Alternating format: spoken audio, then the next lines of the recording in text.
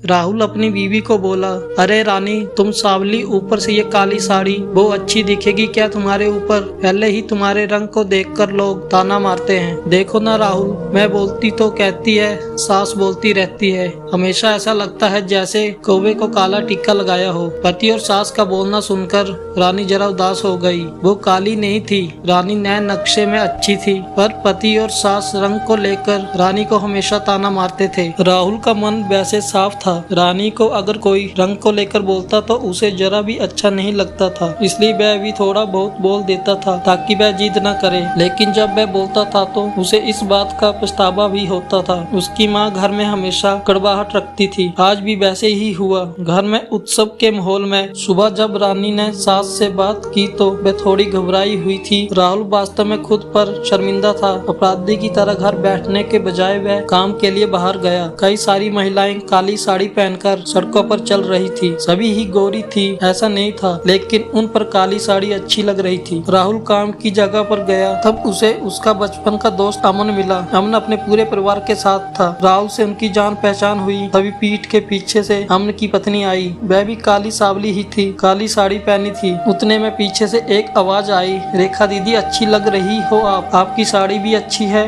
और आप भी। रेखा के चेहरे पर खुशी आई। उससे ज्यादा अमन खुश हो गया था। राहुल अमन को बड़े ध्यान से देख रहा था। अमन ने राहुल से सीधे ही पूछ लिया, पूछो तुम्हारे मन में जो भी है, मैं तुम्हें उसका उत्तर देने के लिए तैयार हूँ। राहुल पहले हड़बड़ाया, फिर वह बोलने लगा कि नहीं, ऐसा कुछ भी नहीं है। अमन ने राहुल से कहा, तुम मुझे नहीं जानते कि मैं लोगों का मन कितने अच्छे से पढ़ लेता हूँ। तुम तो मेरे बचपन के मित्र हो। तुम्हारे मन की बात भला मुझसे कैसे छुपी रह सकती है? अमन आगे बोला, चलो ठीक है, तुम्हारा सवाल भी मैं ही बता देता हूँ। तुम यही सोच रहे हो ना कि मेरी पत्नी जो रंग से काली है और आज उसने काली साड़ी पहन रखी है, फिर भी वह और मैं इतना खुश कैसे? राहुल सब कुछ शांति से सुन रहा था और कुछ भी बोल नहीं पा रहा था। अमन बोला, काला रंग ऐसा रंग है जिसमें दुनिया का कोई भी रंग मिला दे वह कभी नहीं बदलता, यानी कि किसी और रंग की संगत में वह अपना अस्तित्व कभी नहीं छोड़ता। इसी प्रकार रेखा भी दिल से एकदम उस रंग के जैसी है, कभी भी रंगीन न होने वाली लड़की। वह अपनी मर्जी से जिए, यही मुझे लगता है। मैं उसे खुश देखना चाहता हूँ। लोगों का क्या है,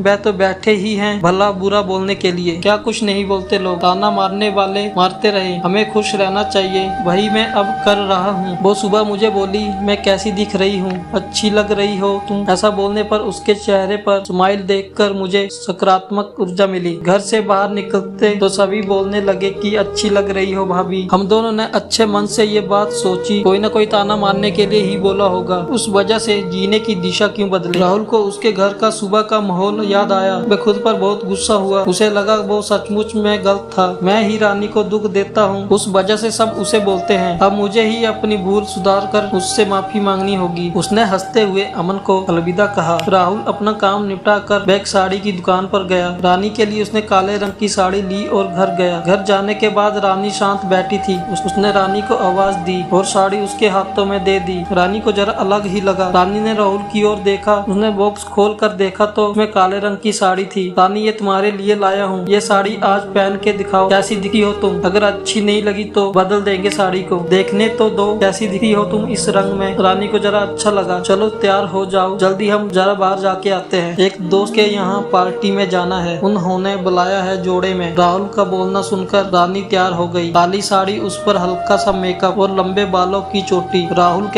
की माँ भी रानी को देखते ही रह गई। राहुल बोला, रानी सॉरी। हाँ, अरे लोगों की बातों में आकर मैं तुम्हें हमेशा बोलता रहा और खरा सौंदर्य किसमें है ये मैं भूल गया था। रंग दो ही हैं, ये जानकर जीना छोड़ दे क्या? अपनी खुद की पसंद छोड़ दे क्या? तुम्हें काले रंग की साड़ी पहनना बहुत अच्छा लगता था, पर मैं हमेशा तुम्हें टोकता रहा। अब मुझे समझ में आया, किसी भी रंग में रंगते वक्त मन साफ होना चाहिए। किसी भी रंग में रंगते वक्त मन साफ हो तो खूबसूरती निखरती है। तुम जैसे चाहती हो वैसे ही जियो, मैं कभी नहीं तुम्हें बोलूंगा। और हाँ, सचमुच सुंदर दिखती हो तुम। तुम्हारे रंग पर अच्छा खिलता है ये काला रंग। रानी की चेहरे की लाली और भी ज्यादा बढ़ गई थी ये बात सुनकर। राहुल ने रानी का मुस्कुराता हुआ चेहरा देखा और के बदले हुए विचारों से राहुल खुश हुआ और मन ही मन में राहुल ने अमन को धन्यवाद किया, क्योंकि ये परिवर्तन अमन के शब्दों द्वारा हुआ था। खूबसूरत दिखने के लिए खूबसूरत दिखना जरूरी नहीं है, बल्कि खूबसूरत सोच होना जरूरी है। इंसान का अगर मन सुंदर है तो इससे कोई फर्क नहीं पड़ता कि वह किस रंग का है।